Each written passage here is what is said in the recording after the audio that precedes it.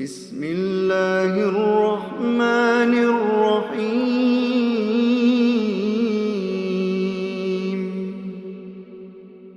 الحمد لله الذي أنزل على عبده الكتاب ولم يجعل له عوجا قيما لينذر بأسا شديدا من لدنه ويبشر المؤمنين الذين يعملون الصالحات أن لهم أجرا حسنا ماكثين فيه أبدا وينذر الذين قالوا اتخذ الله ولدا ما لهم به من علم ولا لآبائهم كبرت كلمة تخرج من أفواههم إن يقولون إلا كذبا فلعلك باخع نفسك على آثارهم إن لم يؤمنوا بهذا الحديث أسفا إنا جعلنا ما على الأرض زينة لها لنبلوهم أيهم أحسن عملا وإنا لجاعلون ما عليها صعيدا جرزا أم حسبت أن أصحاب الكهف والرقيم كانوا من آياتنا عجبا إذ أوى الفتية إلى الكهف فقالوا ربنا آتنا من لدنك رحمة وهيئ لنا من أمرنا رشدا فضربنا على آذانهم في الكهف سنين عددا ثم بعثناهم لنعلم أي الحزبين أحصى لما لبثوا أمدا نحن نقص عليك نبأهم بالحق إنهم فتية آمنوا بربهم وزدناهم هدى وربطنا على قلوبهم إذ قاموا فقالوا ربنا رب السماوات والأرض لن ندعو من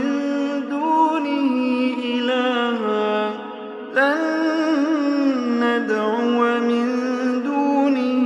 إلها لقد قلنا إذا شططا هؤلاء قومنا اتخذوا من دونه آلهة لولا يأتون عليهم بسلطان بين فمن أظلم ممن افترى على الله كذبا وإذ اعتزلتموهم وما يعبدون إلا الله فأووا إلى الكهف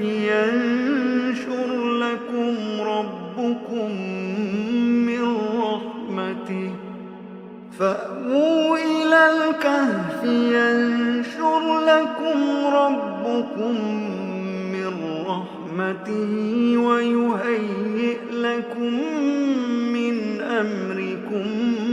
مرفقا وترى الشمس إذا طلعت تزاور عن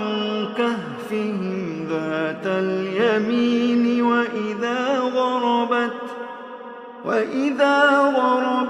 تقرضهم ذات الشمال وهم في فجوة ذلك من آيات الله من يهد الله فهو المهتد ومن يضلل فلن تجد له وليا مرشدا وتحسبهم أيقاظا وهم رقود ونقلبهم ذات اليمين وذات الشمال وكلبهم باسط ذراعيه بالوصيد لو اطلعت عليهم لوليت منهم فرارا ولملئت منهم رعبا وكذلك بعثناهم ليتساءلوا بينهم قال قائل منهم كم لبثتم قالوا لبثنا يوما أو بعض يوم قالوا ربكم أعلم بما لبثتم فابعثوا أحدكم بورقكم هذه إلى المدينة فلينظر أيها أزكى طعاما فليأتكم برزق منه وليتلطف ولا يشعرن بكم أحدا إنهم إن يظهروا عليكم يرجموكم أو يعيدوكم في ملتهم ولن تفلحوا إذا أبدا وكذلك أعثرنا عليهم ليعلموا أن وعد الله حق وأن الساعة لا ريب فيها إذ يتنازعون بينهم أمرهم فقالوا بنوا عليهم بنيانا ربهم أعلم بهم قال الذين غلبوا على أمرهم لنتخذن عليهم مسجدا سيقولون ثلاثة رابعهم كلبهم ويقولون خمسة سادسهم كلبهم رجما بالغيب ويقولون سبعة وثامنهم كلبهم قل ربي أعلم بعدتهم ما يعلمهم إلا قليل فلا تمار فيهم إلا مراء ظاهرا ولا تستفت فيهم منهم أحدا ولا تقولن لشيء إني فاعل ذلك غدا إلا أن يشاء الله واذكر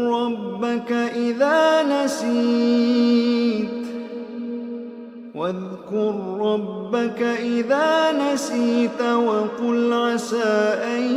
يهديني ربي لأقرب من هذا رشدا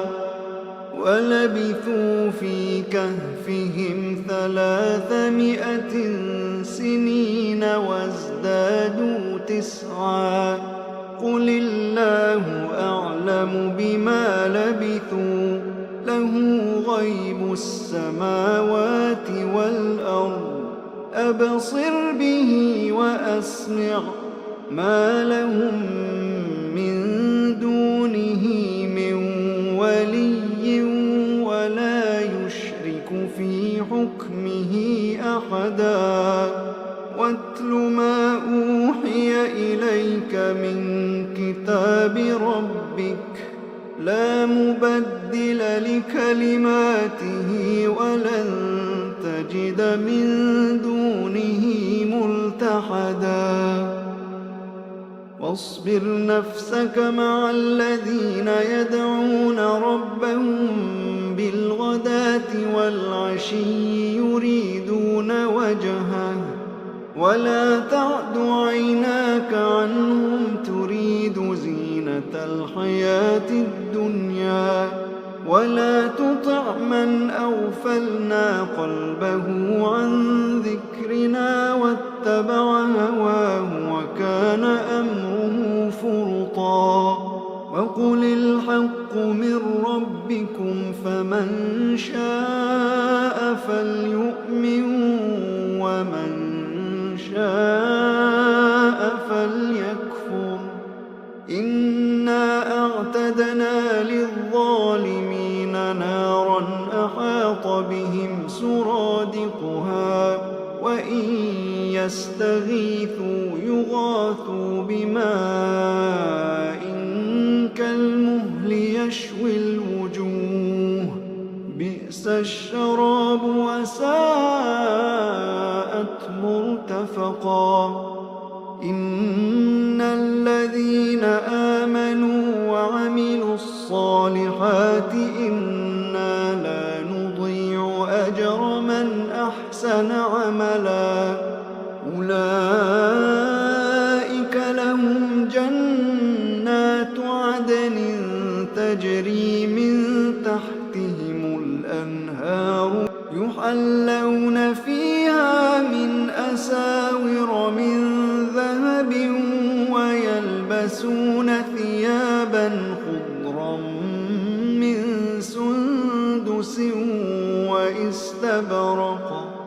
ويلبسون ثيابا خضرا من سندس واستبرق متكئين فيها على الأرائك نعم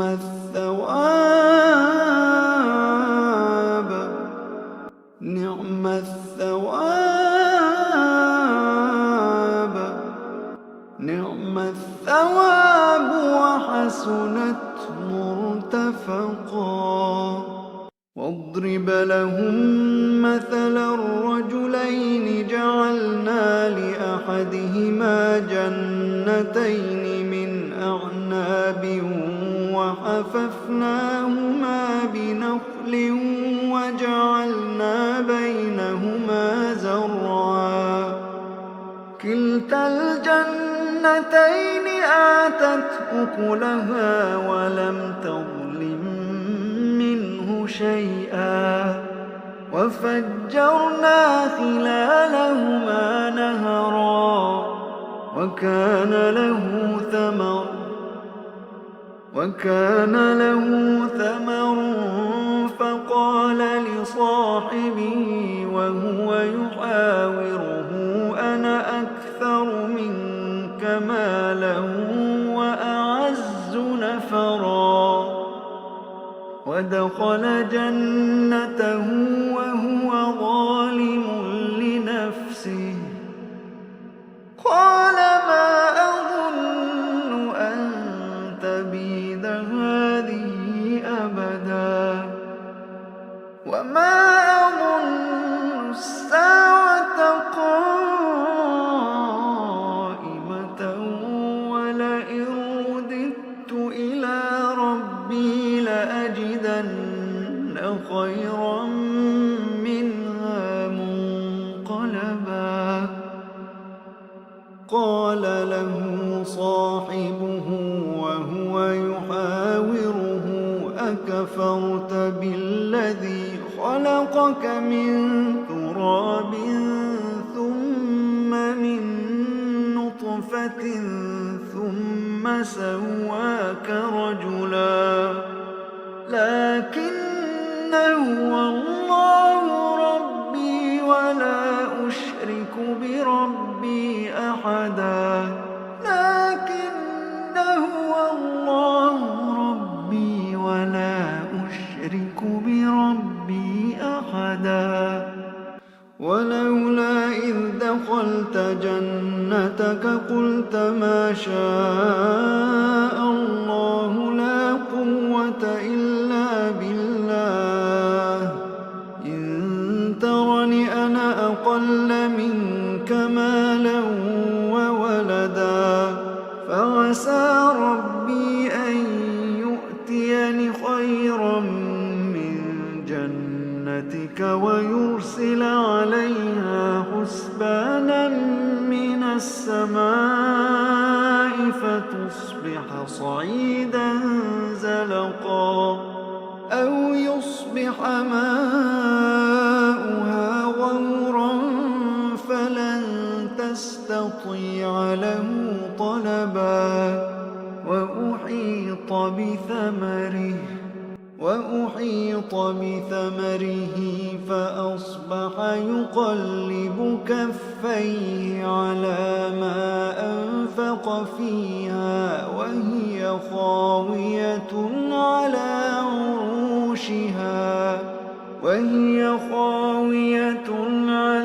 عروشها ويقول يا ليتني لم أشرك بربي أحدا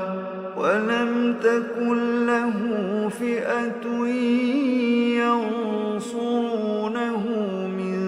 دون الله وما كان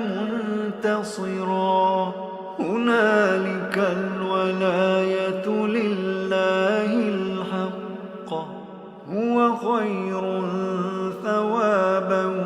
وخير عقبا واضرب لهم مثل الحياة الدنيا كماء أنزلناه من السماء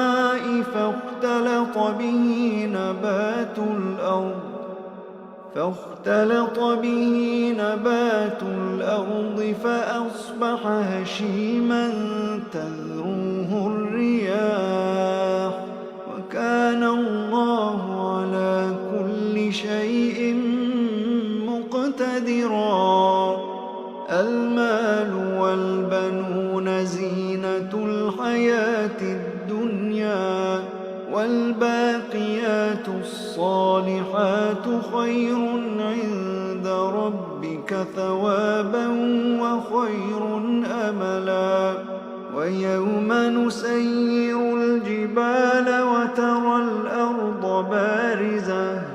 وحشرناهم فلم نغادر منهم أحدا وعرضوا على ربك صفا لقد جئتمونا كما خلقناكم أول مرة بل زعمتم أن لن نجعل لكم موعدا ووضع الكتاب فترى المجرمين مشفقين مما فيه ويقولون يا ويلتنا ما لهذا الكتاب لا يغادر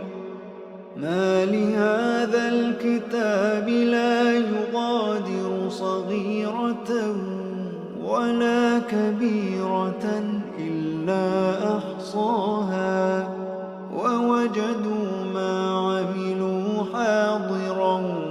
ولا يظلم ربك أحدا وإذ قلنا للملائكة اسجدوا لآدم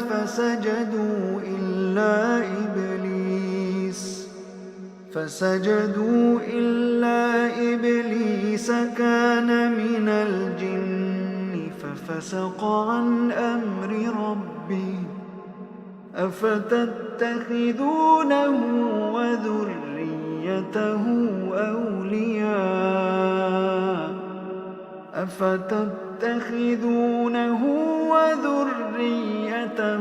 أولياء من دوني وهم لكم عدو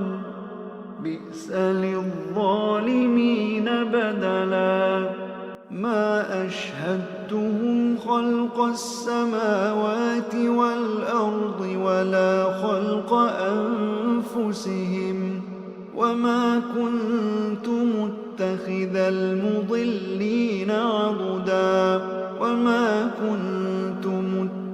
المضلين عضدا ويوم يقول نادوا شركائي الذين زعمتم فدعوهم فلم يستجيبوا لهم وجعلنا بينهم موبقا ورأى المجرمون النار فظنوا أنهم مواقعوها ولم يجدوا عنها مصرفا ولقد صرفنا في هذا القرآن للناس من كل مثل وكان الإنسان أكثر شيء جدلا وما منع الناس أن يؤمنوا إذ جاءهم الهدى ويستغفروا ربهم إلا أن تأتيهم سنة الأولين أو يأتيهم العذاب قبلا وما نرسل المرسلين إلا مبشرين ومنذرين ويجادل الذين كفروا بالباطل ليدحضوا به الحق واتخذوا آياتي وما أنذروا هزوا ومن أظلم ممن ذكر بآيات ربه فأعرض عنها ونسي ما قدمت يداه إنا جعلنا على قلوبهم أكنة أن يفقهوا وفي آذانهم وقرا وإن تدعهم إلى الهدى فلن يهتدوا إذا أبدا وربك الغفور ذو الرحمة لو يؤاخذهم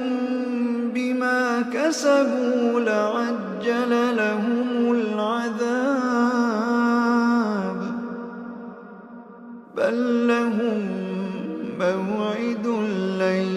يجدوا من دونه موئلا وتلك القرى أهلكناهم لما ظلموا وجعلنا لمهلكهم موعدا وإذ قال موسى لفتاه لا أبرح حتى أبلغ مجمع البحرين أو أمضي حقبا فلما بلغا مجمع بينهما نسيا حوتهما فاتخذ سبيله في البحر سربا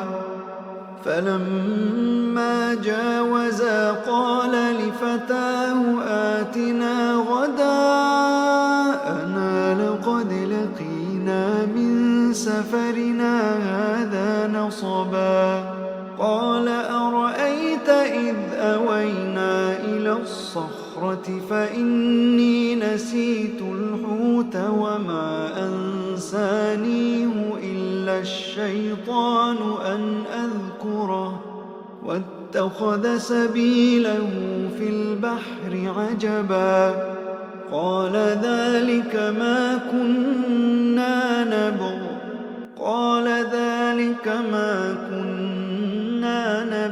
فارتدا على آثارهما قصصا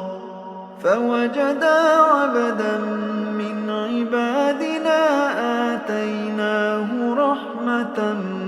من عندنا وعلمناه من لدنا علما قال له موسى هل أتبعك على أن تعلمني مما علمت رشدا قال إنك لن تستطيع معي صبرا وكيف تصبر على ما لم تحط به خبرا قال ستجدني إن شاء الله صابرا ولا أعصي لك أمرا قال فإن اتبعتني فلا تسألني عن شيء حتى أحدث لك منه ذكرا فانطلقا حتى إذا ركبا في السفينة خرقها قال أخرقتها لتغرق أهلها لقد جئت شيئا إمرا قال ألم أقل إنك لن تستطيع معي صبرا قال لا تؤاخذني بما نسيت ولا ترهقني من أمري عسرا فانطلقا حتى إذا لقيا غلاما فقتله قال أقتلت نفسا زكية بغير نفس لقد جئت شيئا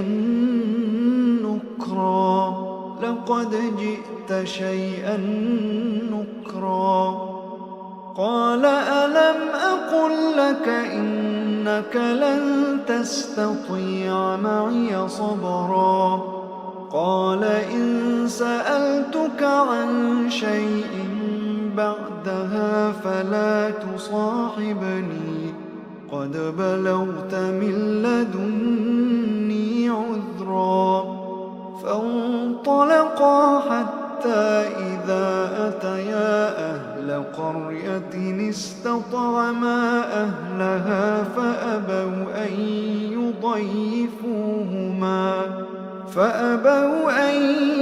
يضيفوهما فوجدا فيها جدارا يريد أن ينقض فأقامه قال لو شئت لاتخذت عليه أجرا قال هذا فراق بيني وبينك سأنبئك بتأويل ما لم تستطع عليه صبرا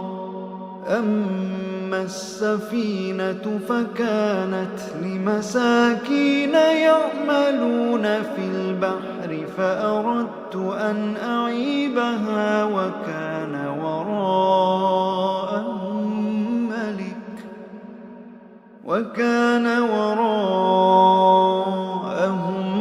ملك يأخذ كل سفينة غصبا وأما الغلام فكان أبواه مؤمنين فخشينا أن يرهقهما طغيانا وكفرا فأردنا أن يبدلهما ربهما خيرا منه زكاة وأقرب رحما وأما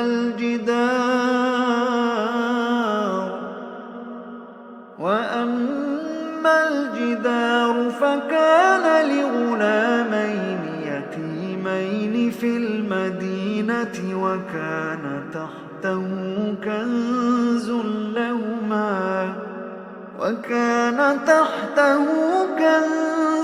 لهما وكان أبوهما صالحا فأراد ربك أن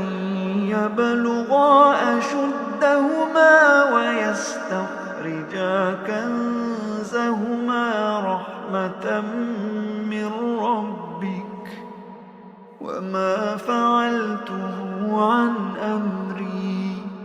وما فعلته عن أمري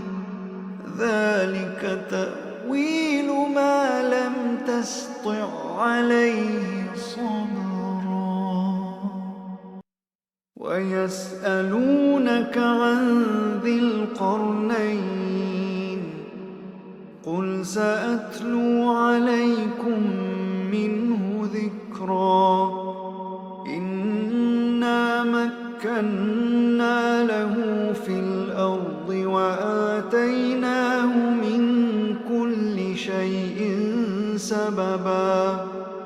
فأتبع سببا حتى إذا بلغ مغرب الشمس وجدها تغرب في عين حمئة ووجد عندها قوما قلنا يا ذا القرنين إما أن تعذب وإما أن تتخذ فيهم حسنا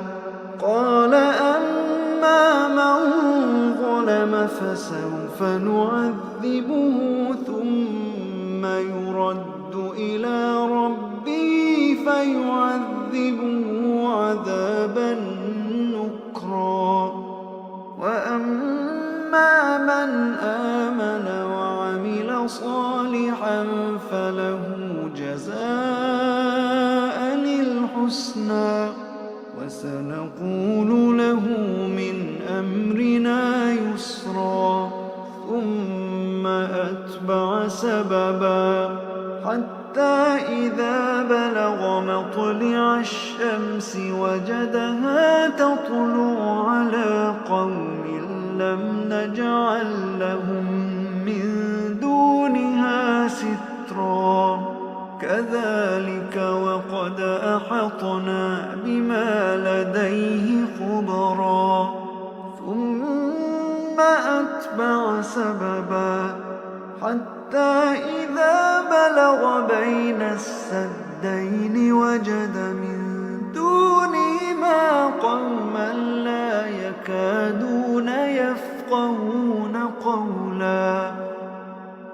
قالوا يا ذا القرنين إن يأجوج ومأجوج مفسدون في الأرض فهل نجعل لك خرجا على أن تجعل بيننا وبينهم سدا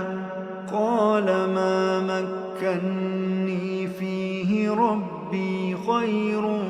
فأعينوني بقوة أجعل بينكم وبينهم ردما آتوني زبر الحديد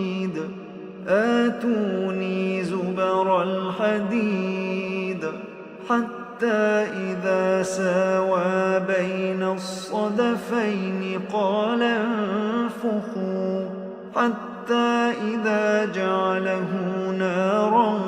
قال آتوني أفرغ عليه قطرا فما استطاعوا أن يظهروه وما استطاعوا له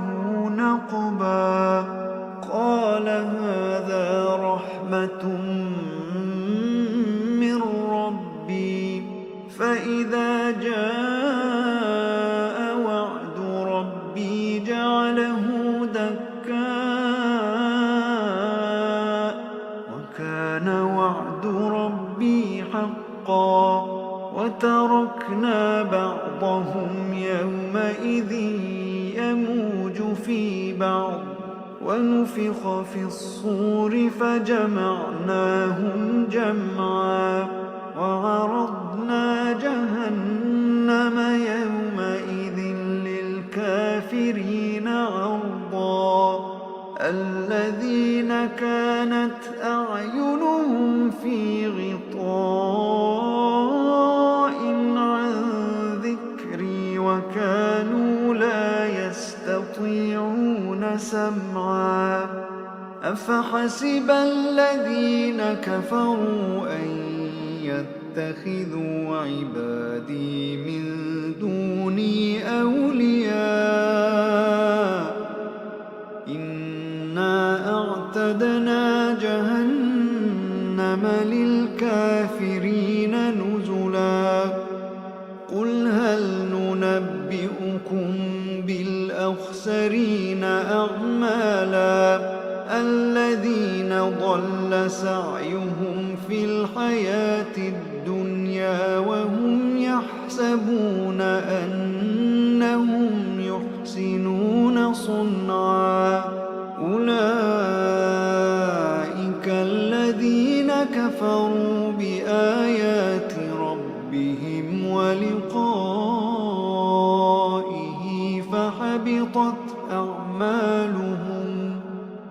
فحبطت أعمالهم فلا نقيم لهم يوم القيامة وزنا ذلك جزاؤهم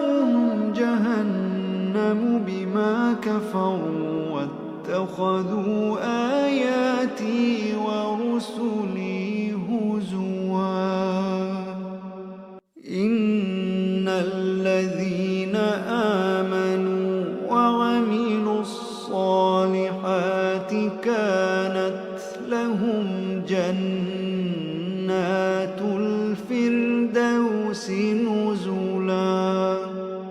خالدين فيها لا يبغون عنها حولا قل لو كان البحر مدادا لكلمات ربي لنفد البحر قبل أن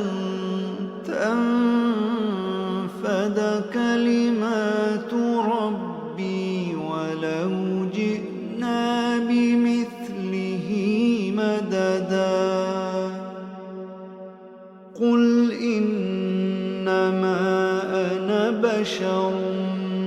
مثلكم يوحى إلي أنما إلهكم إله واحد فمن كان يرجو لقاء ربه فليعمل عملا صالحا